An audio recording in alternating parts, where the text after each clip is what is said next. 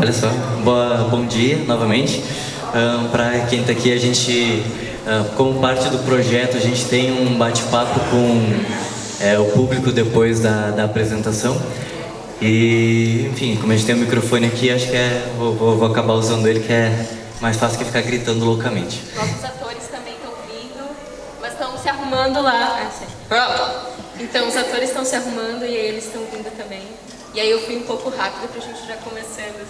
É que ela é mais ligeira. A gente falou, Bruna, corre pra cá. Ela é a Bruna, né, a atriz da peça. Eu sou o Maurício, sou o diretor, o dramaturgo. Então, essa peça começou em 2013, quando eu enviei o texto para um festival em Niterói, lá no Rio de Janeiro. Aí a gente ganhou o prêmio de dramaturgia lá só com o texto. E aí em 2014, por conta disso, a gente decidiu montar, eu decidi montar e sair convidando uma galera. A Bruna eu convidei meio ano antes de começar o espetáculo, porque eu vi ela em cena e falei, vamos, daqui a meio ano eu vou começar alguma coisa. Então em metade de 2013 eu falei, um dia eu vou começar alguma coisa. Aí em 2014, em abril, a gente estava estreando esse espetáculo em São Leopoldo. Essa é a apresentação número 46 e a gente deve estar com 8.800 espectadores, contando com os de hoje. Para um projeto independente, para um projeto que tem uma carga dramática e poética como esse tem, é um número bastante legal assim, para a gente se orgulha bastante dele. E essa é a segunda circulação que a gente está fazendo por um programa do Estado, o Fundo de Apoio à Cultura, e nesse edital Juntos pela Cultura 2, que é o segundo que teve, e aí a gente está podendo fazer esse trabalho dessa forma. E seria muito, muito, muito legal se eu não ficasse falando loucamente e eu pudesse ouvir um pouco de vocês ou alguma coisa que vocês pudessem trazer pra gente, ou perguntar, ou comentar sobre a experiência de assistir, porque pra gente é muito interessante, visto que é um espetáculo que ele é mais juvenil adulto, ele não é um infantil, ele não é um infanto-juvenil, como normalmente essas circulações têm um foco. A gente quis construir um espetáculo adulto, que a gente acredita que comunica com uma faixa etária bastante grande, assim. A gente coloca 12 anos para o começo por causa dos palavrões, mas acho que hoje em dia, com 12 anos, já estão falando palavrão, mesmo sem influências externas, né? Então, mas seria muito bacana se alguém quiser alguma coisa, só me comenta, senão eu sigo falando mais um pouquinho, ou... Se alguém tiver alguma pergunta, porque a ideia é realmente ter uma troca, né? Ter um debate. Então, fiquem extremamente à vontade, assim. A gente pode falar um pouco. Por onde vamos? Por onde vamos? Chuta, por onde vamos? De onde vocês tiraram inspiração para criar a peça? Ah, legal.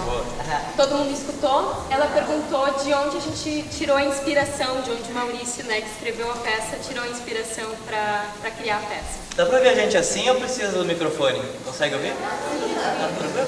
Tá, melhor, até prefiro. Tá, eu fico confuso com muita voz saindo de um lugar estranho. Vou dar pra quem quiser perguntar. Isso, boa ideia. Genial. Esse garoto. Foi por querer. Não dá pra elogiar, É muito bacana que ela fala de onde é que eu, como dramaturgo, tirei inspiração, mas também é muito importante comentar como que durante os ensaios, o próprio processo, o próprio elenco, o próprio jeito que a gente constrói, a própria parte técnica, a luz, o som, a trilha e as referências visuais que a gente usava também inspiram a gente durante o processo. Começou que eu estava em São Paulo estudando muito sobre taoísmo, filosofia oriental, sobre psicologia analítica. Tem um cara chamado Carl Gustav Jung, que ele comenta muito sobre a questão dos arquétipos do inconsciente coletivo. E que a gente compartilha arquétipos históricos e antigos entre a gente. A gente entende o que é o arquétipo de um herói, o que é o arquétipo de uma amazona, o que é o arquétipo do mago, do alquimista, enfim, esses arquétipos que a gente tem como... muito jogo de RPG também, às vezes tem muito, mas eles são todos intrínsecos da gente. A gente identifica o que é um arqueiro, um arquétipo disso, e aqui a gente tem os arquétipos mais profundos que eu usei como base para construir isso, que é a Anima e o Animus, que teoricamente seria o nosso masculino e o feminino, apesar de que o masculino e o feminino é uma construção social mais do que uma uma realidade nesse mais sentido. polos energéticos, né? Mais no sentido de polos energéticos, da ânima e o ânimos de sensibilidade e atividade, de ação, de energia, de reação e de inação, fluxo e de compreensão, de sensibilidade e de afetividade também. Enfim, são a parte da luta e a parte da estratégia, a parte do sensível e a parte do pôr em prática, né? A parte do pensar sobre e do colocar em ação. E aí, nisso a gente tem, dentro de uma ideia do amor romântico, uma coisa que se chama projeção do amor romântico. A projeção do amor romântico é quando a gente, como ânima ou ânimos, a gente tem um muito maior na gente normalmente. A gente é o extrovertido, introvertido, a gente tem não é bem equilibrado, é um pouco descompassado. A gente costuma projetar num relacionamento amoroso, normalmente, ou às vezes em outros tipos de relações, mas aqui a gente apresenta esse, o nosso outro lado. Se a gente é muito ativo, a gente projeta na pessoa coisas do nosso outro lado que estão faltando, a gente acha que a outra pessoa é a nossa metade da laranja, nosso complemento. E, na verdade, a ideia é que a gente consiga entender o equilíbrio entre a nossa sensibilidade e a nossa potência de ação. No momento que a gente tem esse equilíbrio, a gente não projeta em outra pessoa coisas da gente. Que a grande mancada dos relacionamentos é a gente esperar do outro coisas que a gente precisa resolver na gente. E a gente projeta no outro aspirações que a gente tem, a gente coloca em pedestais, enfim, coloca em lugares que o outro não deveria ter que ocupar.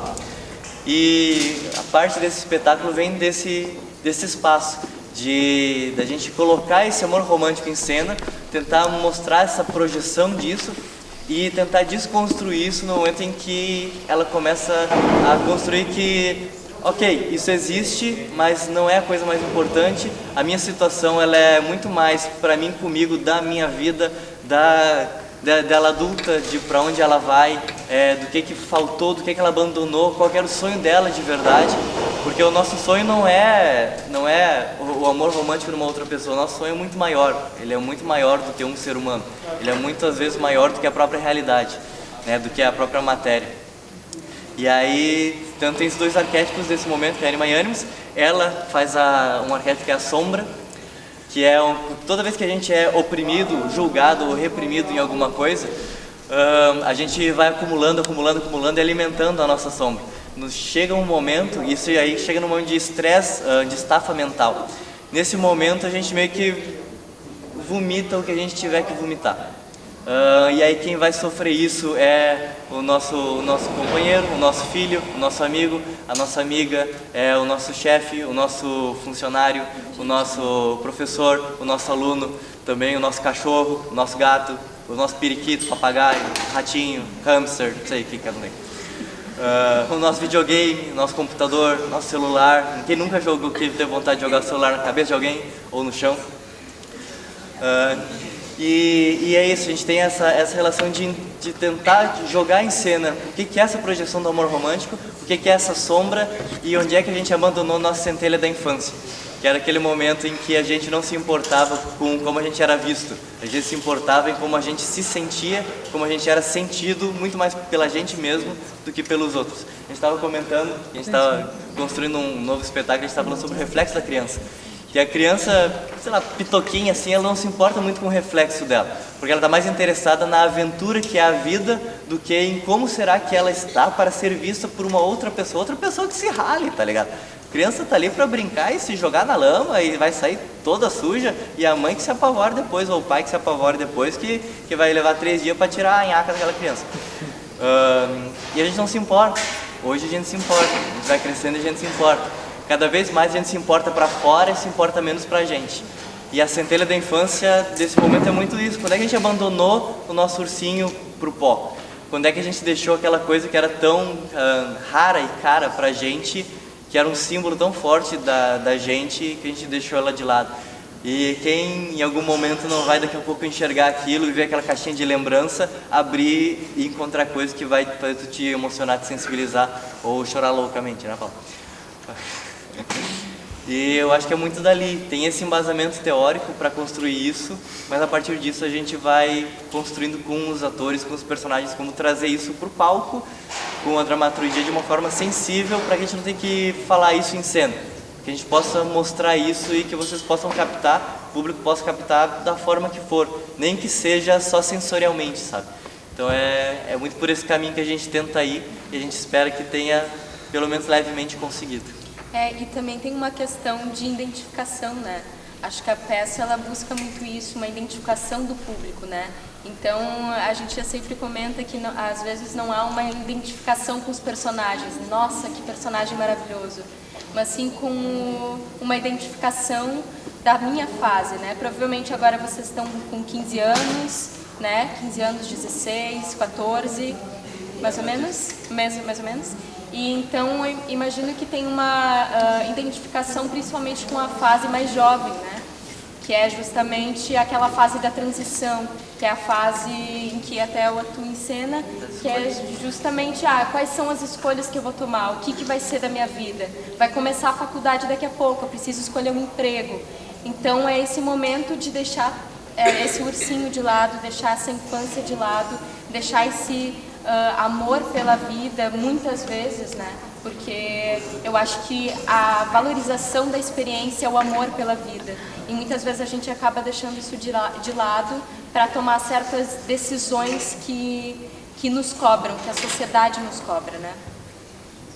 Decisões práticas, né? Tem que ser prático, né? Não dá para viajar muito. Eu fiquei imaginando como foi que vocês se juntaram e conseguiram fazer tudo se encaixar tão bem, assim, porque dava pra ver. Dava pra ver uma conexão entre vocês enquanto vocês faziam a peça, vocês realmente sentiam o que vocês estavam mostrando. Daí eu queria saber como que vocês conseguiram se encontrar e se conectar tão bem, assim, sendo que parece que vocês, cada um veio de um lugar. Cada um veio de um lugar. Ela quer saber como é que foi a conexão. Sim. Não, eu já... posso falar? Vai. O Maurício, o diretor e o roteirista, ele que começou escrevendo a peça, na verdade ela era um pouco maior, e ele escreveu ela no edital do Rio de Janeiro como uma sketch. Já foi falar? Eu comentei já ali. Então tá. E daí ele resolveu colocar ela em prática, convidou primeiramente eu, não sei, o Juliano. A Bruna por antecipação, meio ano antes eu já tinha convidado ela, nem sabia pra o quê. Foi basicamente isso. Eu já tinha feito um trabalho com o Maurício, a Bruna já tinha feito um trabalho com o Maurício, o Juliano também já tinha feito um trabalho. A Marta meio que surgiu porque o Maurício viu ela pelas redes sociais. Na verdade, ele não tinha nem visto ela atuando. Aí eles conversaram, se encaixaram em relação a pensamentos. O Bruno veio na segunda etapa, vamos dizer. Em 2016 houve um segundo elenco, vamos dizer assim, onde tem mais uma outra personagem, aliás, outra integrante, que é a Eduarda. E daí a gente foi se juntando. Cada um tem uma história diferente, cada um tem uma vivência diferente, profissões também diferentes, além de atuação. Mas no final todo mundo meio que se conecta com a história, até porque, que nem a Bruna comentou, ela tem muitas lacunas. Então tu consegue ir preenchendo. A maioria das pessoas nem lembra qual é o nome da personagem, ou qual é o nome dele, ou muito menos do ursinho, mas eles lembram da história e eles vão preenchendo a partir do que eles sentem. Já teve gente que chegou pra gente e perguntou por que ela fumava tanto e desgastou a voz. Em um momento na peça é dito sobre cigarro, mas a pessoa que falou isso era fumante. Então a pessoa vai encaixando nela na peça, ela vai se vendo em alguns momentos, em alguns elas não concordam, dependendo, ela chegou na fase adulta, tá feliz. E é isso, todo mundo é diferente, mas no final tem um sentimento muito uniforme com relação a isso. E também no processo a gente acabou não só ensaiando na prática. Isso que eu tinha comentado. A gente tinha muitos momentos de teoria, não sei se tu quer falar um pouco, Ju. Não, pode falar, não, acho que é isso aí mesmo. Que a gente tinha muitos momentos de teoria, de se juntar, sentar em volta de uma mesa e conversar sobre filosofia, sobre taoísmo, que ele comentou antes, né? Sobre o que é essa vida, o que é essa criança que pensa sobre a vida, o que é deixar de pensar sobre a vida. Então, como a peça ela relata a existência no seu intrínseco, né, na sua profundidade, a gente precisava entender o que são essas atmosferas dessas personagens que acabam não sendo personagens em si, mas atmosferas de sensações, de sensibilidade. Então a gente acabava conversando muito nos ensaios, assim, principalmente sobre a filosofia. E o que acaba propiciando também a gente se conhecer muito também, né? Que eu acho que tem muita relação com a questão de estar contracenando com alguém, né? Então, no momento que a gente está se conhecendo intimamente, conhecendo as dúvidas, os anseios, as reflexões de cada um, os questionamentos, a gente acaba também criando uma ligação, uma intimidade, uma afinidade que acaba passando para quando a gente vai para o palco, né? Eu acho que está dentro muito dessa questão de como é que a gente encaixa isso, porque a gente praticamente nunca tinha atuado até então antes disso, né? A gente conheceu a Marta na estreia da peça. Na estreia da peça, assim, mas a gente tinha ensaiado separados. Eu já conheci a Bruna e o Ju, porque a gente mora mais perto, a gente é de São Leopoldo e Novo Hamburgo, a Marta, que era de Porto Alegre, ensaiava só com o Maurício. Tinha tudo para dar errado, mas deu certo. Mas acho que é muita essa ligação, a intimidade que propicia que a gente consiga se olhar no olho, né? Ter uma admiração, essa questão do amor mesmo por quem está com a gente em cena. Eu acho que isso é o grande diferencial. A gente está com alguém ali que a gente tem orgulho de estar com ela, que a gente tenha um afeto, um carinho, uma cumplicidade, uma confiança para saber que a gente está junto nessa situação, sabe? Porque a confiança, ela gera abertura, né? Isso. Ela gera disponibilidade, tanto em cena, tanto fora de cena, para troca, né? Para o jogo acontecer, né? O teatro, ele precisa disso, precisa do jogo, precisa dessa abertura, dessa presença, dizem, né? Então, eu acho que quando se tem afinidade, quando se tem afeto, acaba se estabelecendo essa troca de olhar, esse não medo de olhar no olho do outro, sabe? Então... Que às vezes é difícil, né? Que às vezes é difícil. Né? A gente tem, sabe, de colocar vocês para se olharem 1 minuto, 2 minutos, é muito difícil. É um exercício que a gente também pratica, né, quando a gente entra no teatro, que é ficar ali 3 minutos olhando no olho da pessoa, sabe? Que começa a criar, às vezes, um desconforto, né? Tipo, tu não... Fica assim, tá, isso aqui já não dá. Não, mas é importante porque é a troca, é uma ligação que se estabelece, né? Um elo que se cria entre as duas pessoas, né? E legal que se tu pergunta isso, acho que isso está chegando nas pessoas, né? A gente está conseguindo passar isso para quem está na plateia. Que bom. Pessoal? Ela tinha... Primeiro, parabéns pelo teste. Maravilhoso, muito bom mesmo. E uma coisa interessante da escola, bom, vocês estão vendo? No teatro da escola nós temos vários grupos teatrais. Tem grupos teatrais. Aqui, quem faz teatro aqui? Levanta a mão. Olha, que legal. Nós temos artistas aqui também. E é interessante vocês comentarem aqui essa questão do estudo, de sentar também e estudar. Parece que atuar é só falar, ler o que tem que fazer lá, vai lá, tudo, beleza, show, não. Tem toda uma preparação, entendeu? Tem todo um estudo, tem que entrar, tem que emergir naquela coisa ali. É interessante vocês colocarem isso aí. Não só a afinidade, que isso também traz afinidade. Sim, com certeza. Mas essa questão de criar isso, um grupo e um estudo em grupo. Isso é muito legal para eles entenderem também como é que funciona essa etapa. Primeiro que eu achei a peça incrível, eu me identifiquei muito com cada personagem, eu consegui ver uma fase que eu já passei e uma fase que eu penso muito que eu vou passar, o que é muito estranho porque eu tenho saudade de um tempo que eu ainda não vivi. Isso é bem relativamente diferente, um sentimento novo que eu estou descobrindo agora com o teatro, e com esse teatro eu estava com medo porque eu queria sair do teatro, eu estava desmotivada. E vendo vocês atuar me deu tipo uma nova luz, sabe? Porque eu tava lá embaixo, eu tava tipo, é uma coisa que eu amo, mas eu tava pensando em sair, porque eu tava meio pra baixo, mas agora com isso, tipo, eu criei um ânimo de novo pra tentar e conseguir realmente continuar fazendo teatro. Que bom, ótimo, nossa. Mas acontece esses desânimos às vezes. Não, pode falar. Então, tá, A gente, inclusive, tava debatendo sobre isso. Mas é interessante comentar que tu fala que tô vivendo uma coisa que eu tô sentindo uma coisa que eu nem vivi. Eu tava falando que às vezes eu leio parte do texto e fico pensando, não sei como cáspita às vezes escrever esse negócio, porque eu não vivi isso. Eu não tinha esse momento ainda na minha vida. E a gente comenta às vezes que talvez a gente tem umas habilidades de intuição, de antecipação e de se colocar no espaço-tempo de forma plena, porque uma das teorias que a gente usa aqui é a teoria de Bergson, que é sobre a suspensão do tempo cronológico. Então, são os 3 tempos ao mesmo tempo, num mesmo momento. Mas eu não sei em que momento, pode ser que seja ela adolescente lembrando ela criança e antecipando ela adulta. Talvez ela não seja adulta, não tenha chegado naquilo. Talvez a adulta esteja rememorando tudo e revivendo aquilo. Talvez a criança esteja antecipando aquilo tudo. Por isso que a criança fala com a adolescente está ali com a adulta, o próprio personagem dele fala com ela adulta, que talvez eles nunca tenham nem sequer se encontrado, porque talvez ele seja só a lembrança que ela tem daquele sentimento que ela teve com uma pessoa que talvez nem seja uma pessoa de verdade. que é só essa relação dela com ela mesma também. Talvez todos os personagens sejam só ela sonhando. E a atuação de vocês tipo, passou muito esse sentimento, deu pra ver claramente o que a personagem sentia em cada momento da vida dela, e esses links, quem presta atenção consegue ver, tipo, nitidamente, sabe? Quando vê de novo, então, tu vai dar uma pirada tão forte. E era isso que eu queria perguntar. Eu tenho amigas que fazem teatro e eu gostaria muito de mostrar pra elas a peça, só que elas não são daqui. Como é que eu posso fazer? Elas são da onde? São da cidade, mas não são daqui. do cidade, do presentes aqui hoje. Tá. A gente vai estar em Lajeado, São Sebastião do Caí. Erechim. Acho que qual é o lugar mais perto que a gente está daqui? Lajeado. Lajeado. Lajeado, que vai estar dia 25 de abril em Lajeado. Dá pra acompanhar nossa Mas, página. Saber, vocês têm página. Tem no folder ali também, importante. Tem o Insta também. O que não impede vocês de conversarem com a direção da escola e nos chamarem para vir de novo. Exatamente, a gente pode conversar. O Instagram é super aberto, pode mandar mensagem, o Maurício sempre vai responder.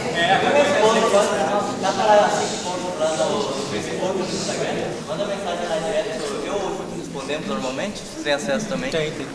Já adoro conversar com as pessoas, porque a gente vai cada vez encher mais de público e gente falando alguma coisa da peça é sempre legal, porque dá respaldo pra gente estar em outros lugares também. Então quando alguém fala alguma coisa ou comenta alguma coisa é muito bacana, porque isso ajuda muito a gente. E é uma coisa que... Ela tem uma pergunta? Só antes de terminar, só para complementar rapidinho o que o Maurício falou, porque na verdade o espetáculo ele acontece, não é aqui que está acontecendo o teatro. O teatro está acontecendo aqui, ó, nesse meio, é entre nós e vocês. Então por isso que para nós é muito interessante esse feedback, sabe? É o retorno de vocês, é ouvir as opiniões, porque é aí que o teatro está acontecendo, sabe? Quando a gente consegue ter essa sinergia, conexão. Eu adorei o teatro, eu principalmente amei o Amigo Imaginário, que eu me sensibilizei muito, porque não era culpa dele o que estava acontecendo. Ele estava triste e ele queria ajudar, mas ela ficava empurrando para os lados e jogando pelos lugares. E teve a mais velha ou a do meio? A do meio. A do meio, ela ficava empurrando o garoto que ela gostava e isso me irritou porque ela estava só falando da sociedade, que a sociedade não queria que eles ficassem juntos. E daí ela continuava empurrando e falando, não fica. Ele tentou, né? Ele continuava empurrando.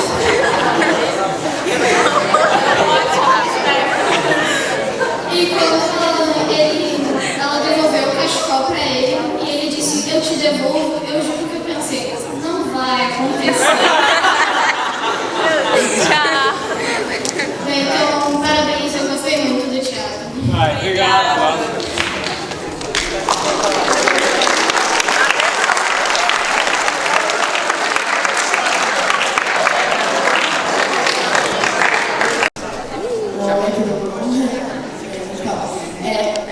Eu faço teatro e conheço uma pessoa que aqui do lado que também faz teatro. E eu queria saber se vocês têm alguma dica, algum conselho para regredir nessa área. Temos.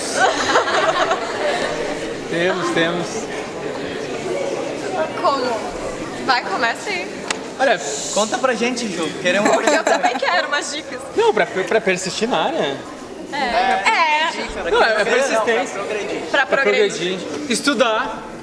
Não desistir, não desistir, não se abater pelas dificuldades, porque surgem muitas, mas assim como em qualquer área, entendeu? Tipo, não é exclusiva de quem faz arte, de qualquer área vai encontrar dificuldades, mas é o amor pelo que se faz. Eu acho que é o grande segredo, é quando tu ama aquilo que tu faz, que tu se realiza, por exemplo. A gente, por mais que tenha dificuldades, quando a gente está aqui nesse piso, a gente se realiza. E aqui a gente, ouvindo vocês, a gente pensa, nossa, vale a pena, sabe? A gente enfrentar as dificuldades, os momentos de crise, de, será que eu devo seguir, será que eu devo desistir? Quando acontece isso, essa troca, a gente ouvir isso, a gente pensa, estou no caminho certo. É isso que me preenche, é isso que me completa como indivíduo, como ser humano. Então, eu acho que é muito insistir. Não, tem aquele clichê de acreditar em você, né? Mas isso é muito verdade. Eu e o Juliano, A gente foi num festival em São Paulo e a gente apresentou pela primeira vez num festival onde teria um feedback. Pela primeira vez. O feedback foi horrível. Eles disseram que eu era uma péssima atriz, eu não lembro o que eles falaram sobre ti. Que eu era bom. Não, também quero. Eles criticaram o texto, eles criticaram a direção, eles disseram pra gente nunca mais apresentar peça. Foi horrível. Fui eu e Juliano de novo apresentar em Novo Hamburgo. Cagado. A gente tava segurando a mão, a gente tava pronta pra chorar. Chorei em São Paulo, obviamente. E foi elogio atrás de elogio. Um dos jurados nos abraçou, levou a gente pra Porto Alegre pra apresentar no Teatro Érico Veríssimo. Tipo, foi muito legal o feedback, foi totalmente diferente, teve construções.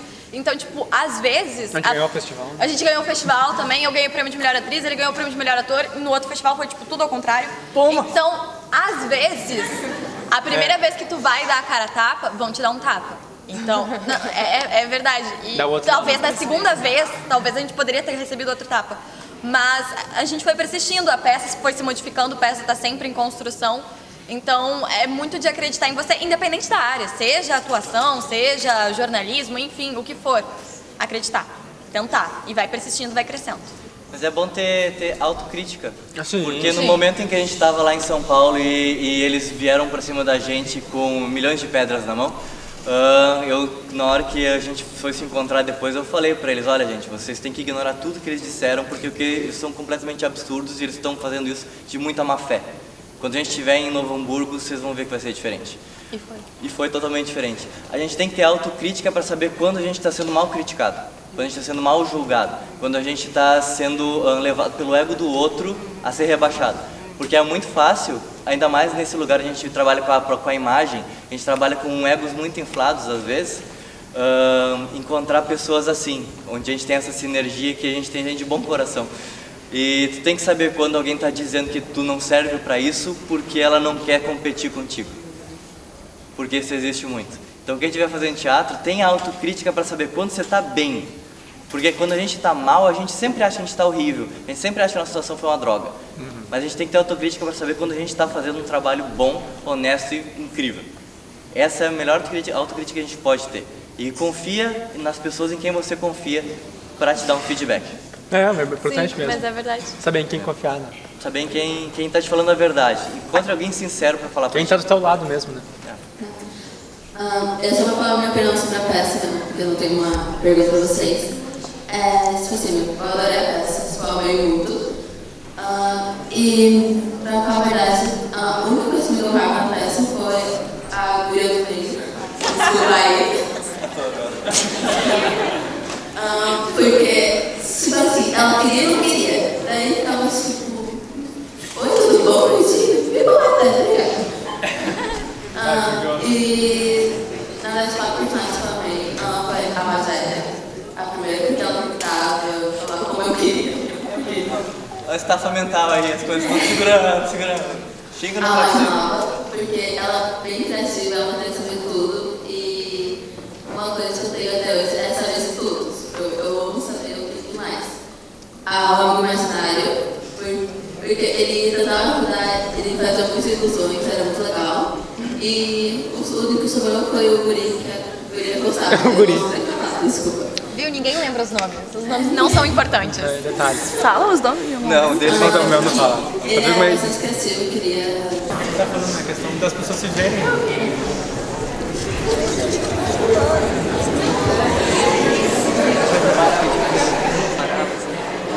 Eu sei que não é da minha conta, mas foi um beijo técnico.